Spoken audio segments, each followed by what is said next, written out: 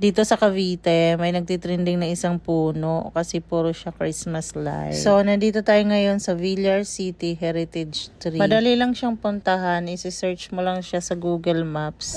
Open space siya, maluwag yung parking area at saka free. Sa paligid nitong puno, merong mga food stall na pwede kang bumili ng pagkain. Tapos may mga tables and chairs na rin sa paligid. Bali, nagpapailaw pala sila ng 6 p.m. to 11 p.m. Kami dito ng past 5 p.m. na, kaya nakapag-park kami malapit dito sa puno.